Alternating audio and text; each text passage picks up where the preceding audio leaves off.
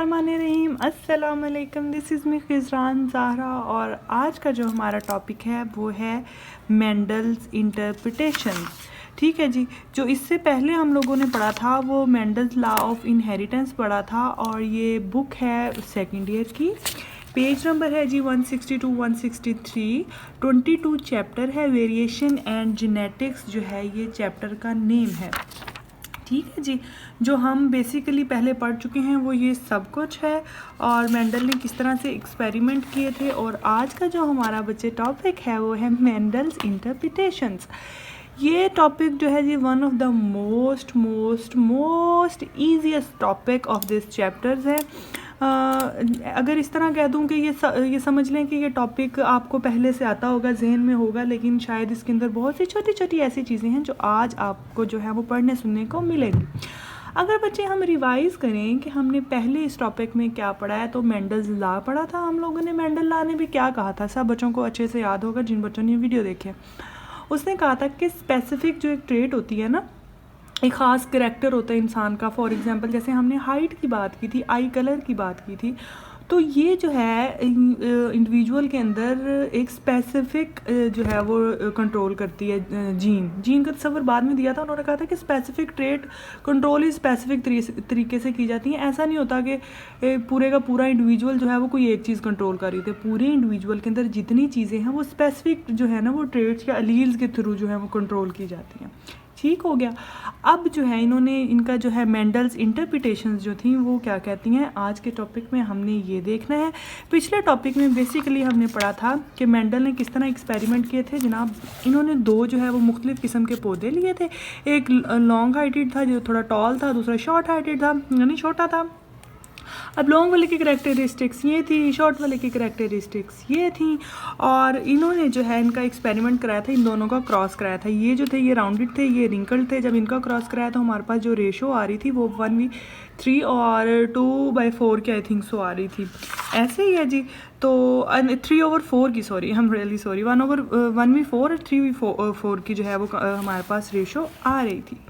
तो इन्होंने कह दिया कि जी इससे जाहिर होता है कि जो स्पेसिफिक ट्रेट्स हैं वो स्पेसिफिक अलील कंट्रोल कर रही होती हैं। तो इसी तरह जो है आज का जो हमारा टॉपिक होगा ना वो एक तो सबसे पहले कि छोटा बहुत है, दूसरा ये इजी बहुत है, और तीसरा ये कि इसको आपने थोड़ा इन्हेंस कैसे करना है, इसको आप इम्प्रूव कैसे कर सकते हैं या इसमें थोड़ा एडिशन कैसे कर सकते हैं खुद से। सबसे पहले बात आती है जी बच्चे जो कहते हैं मैम जी ये क्वेश्चन अटैम्प्ट कैसे करना है। तो ये बच्चे क्वेश्चन अटैम्प्ट इस तरह करना है कि ये लॉन्ग क्वेश्चन के तौर पे अगर आता है तो सबसे पहले you have to mention its statement कि जो इस लॉ ने कहा था। ठीक है, सबसे पहले स्टेटमेंट आ जाएगी। अगर आप चाहें तो मेंडल लॉ का जो थोड़ा सा बैकग्राउंड बता देना कि जो मेंडल्स वो कौन थे, इन्होंने ये किस मतलब इनकी डेथ और जो है बर्थ वो बता सकते हैं। उसके अलावा अगर आप इसको एज अ टॉपर अटैम्प्ट करें, अगर you are attempting this question as a very mediocre student तो you can go with your book as well. तो अच्छा जी, मेंडल लॉ ने, अब शुरू करते हैं हम। इनकी स्टेटमेंट क्या थी। स्टेटमेंट जैसे बड़ी ही गंदी सी राइटिंग में, लेकिन आपकी बुक के ऊपर आपको नज़र आ रही होगी, जो कि है new organism is generated from fusion of two cell. Very simple जो है स्टेटमेंट, इसकी सबको समझ आ जानी चाहिए। अगर नहीं आई तो मैं एक्सप्लेन कर देती हूँ। इन्होंने कहा था कि जो न्यू ऑर्गेनिजम्स होते हैं ना वो जनरेटेड होते हैं from the fusion of two cells. ठीक है, अब इन्होंने ये स्टेटमेंट दे दी थी। जाहिर है जब कोई बायोलॉजिस्ट या हमारे पास केमिस्ट या फिजिक्स के जो भी हमारे पास माहिर आ जाते हैं, अगर उन्होंने कोई स्टेटमेंट दिया तो उसको प्रूव करने के लिए, अगर फिजिक्स हैं तो वो उसको न्यूमेरिकल के फॉर्म में सही प्रूव करके दिखाते हैं। अगर हमारे पास केमिस्ट्री हो तो फिर उसको जो है वो एक उसकी मैथमेटिकल या जो भी आप डेरिवेशंस के हैं उसकी फॉर्म में, अगर बायो हो तो फिर वो हमारे पास इस तरह से ग्राफ या फिर ये मैथमेटिकल इक्वेशन की फॉर्म में उसको सही बताने की या एक्सपेरिमेंट्स के थ्रू जो है उसको सही साबित करने की कोशिश करते हैं। तो यहाँ पे जो मेंडल ने एक्सपेरिमेंट किया था, ये जो दलील पेश की थी या जो उन्होंने कहा था, बेसिकली वो कह रहे थे कि जो स्पेसिफिक ट्रेट है, स्पेसिफिक करैक्टर है किसी भी, चाहे वो रिंकल्ड है चाहे वो राउंडेड है। अगर हम इंसानों में बात करें तो भाई ब्लू आइज़ कर लेते हैं हम लोग, क्योंकि बहुत फैसिनेट होते हैं ना ब्लू आइज़ से, ये कलर्ड आइज़ से ब्लैक के अलावा। तो वो जो हैं वो कंट्रोल होती हैं एक अलील के ज़रिए। ठीक है। और वो अलील जो है ना वो जहाँ प्रेजेंट होती है उसे हम कह देते हैं जीन। ये हम लोगों ने पहले बहुत शुरू जब ये चैप्टर शुरू किया था ना बचपन में तो इसके बिल्कुल स्टार्ट में हम लोगों ने जीन पढ़ी थी, जो यहाँ पे लोकस पढ़ा था हम लोगों ने, ठीक है, याद होगा बच्चों को। तो अब बच्चे इन्होंने एक और चीज़ यहाँ पे जो है बताई थी, इन्होंने कहा था कि जहाँ कैपिटल आर आएगा ना, ठीक है, जैसे हमने उसमें पढ़ा था ना कि हमारे पास जो है वो जो राउंडेड थे ना वो हमने बात की थी कि वो आ जाते हैं हमारे पास कैपिटल आर, और जो हमारे पास रिंकल्ड थे वो हमारे पास स्मॉल आर थे। अब कैपिटल आर जो है, जिन्होंने पिछली वीडियो बड़े अच्छे सुनी उन्हें पता होगा, वो स्टैंड कर रहा था फॉर डोमिनेंस, ठीक है। और जो हमारे पास स्मॉल आर आ रहे थे वो हमारे पास स्टैंड कर रहे थे for recessive one. Is that clear? Okay. अब ये मोटी मोटी चीज़ें यानी इस टॉपिक की अलिफ में बता रही हूँ, तो जब हम रीडिंग करेंगे तो ये सारा टॉपिक इंशाल्लाह आपको क्लियर हो जाएगा। तो बच्चे वो कहते हैं, अगर शुरू करें इसकी, Mendel propose that each contrasting form of trait, roundness or wrinkled of seed was determined by the particular hereditary factor। अब वो हेरिडिटरी फैक्टर क्या था हम लोगों ने पढ़ा था, हेरिडिटरी फैक्टर था हमारे पास अलील, और अलील कहाँ प्रेजेंट थी? जीन पे। ऑफ कोर्स हमारा जो मेन यानी बेस या फाउंडेशन है वो कौन है? जीन। जीन के ऊपर मौजूद है वो अलील, और अलील के ऊपर स्पेसिफिक ट्रेट्स होती हैं जो हमें बताती हैं कि नेक्स्ट ऑफस्प्रिंग कैसा होगा। क्लियर हो गया जी यहाँ तक? अब वो कहते हैं विच ही कॉल्ड एलिमिनेंट, ठीक है, ये एलिमिनेंट के आप डेफिनेशन प्रोमिनेंट करके अलग से लिख सकते हैं। दीज फैक्टर, वो ये एज अ MCQ भी आ सकता है, इंपॉर्टेंट, ठीक है, तो आप इसको मार्क कर लें एज अ MCQ, ठीक है जी। तो अब वो कहते हैं these factor carry hereditary information where the transmitted from the parents of offspring through gametes. अब देखें, अब गैमेट्स का जहाँ जिक्र आता है ना, तो गैमेट्स में दोनों मेल एंड फीमेल का जिक्र आ जाता है। मेल में कौन आ जाते हैं? मेल के अंदर हमारे पास टेस्टिस आ जाते हैं, ठीक है, जिसमें स्पर्म होते हैं, और फीमेल में ओवरीज आ जाती हैं जहाँ पे एग्स आ जाते हैं। ये क्लियर हो गया।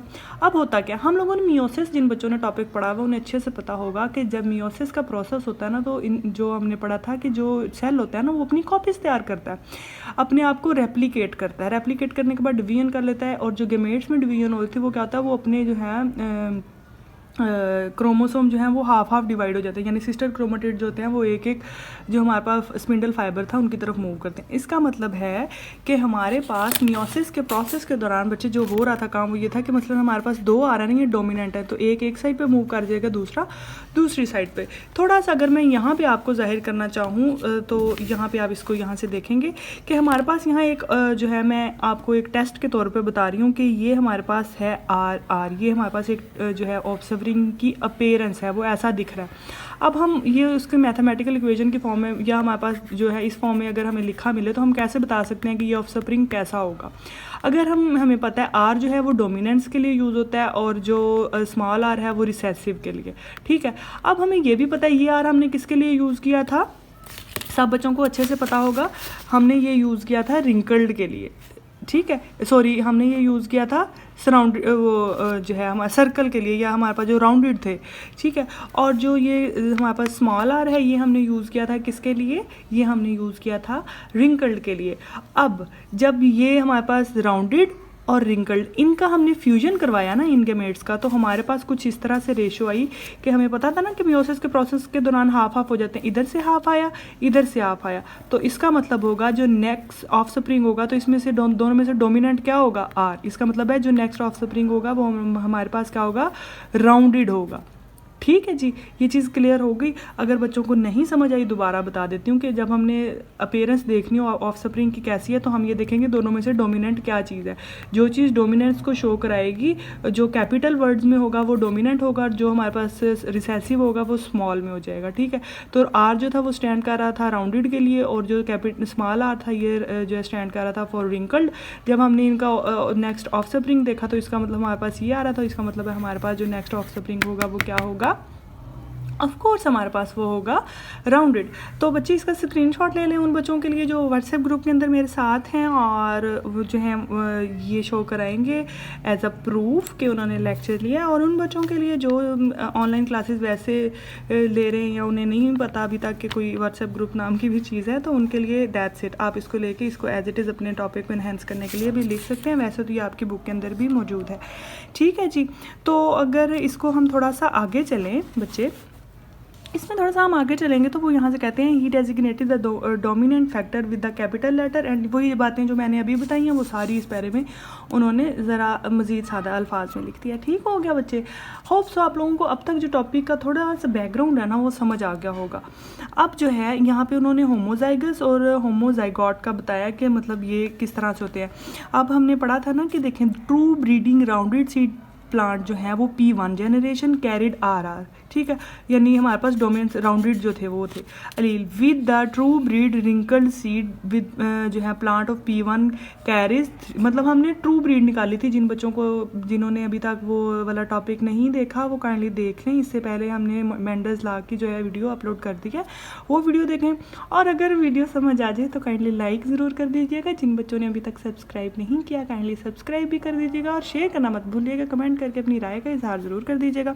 बात हो रही थी जी यहाँ पे हमारे पास ट्रू ब्रीड की, दो ट्रू ब्रीड थी, यानी हमारे पास रिंकल्ड की भी थी और हमारे पास राउंडेड की भी थी, ट्रू ब्रीड थी।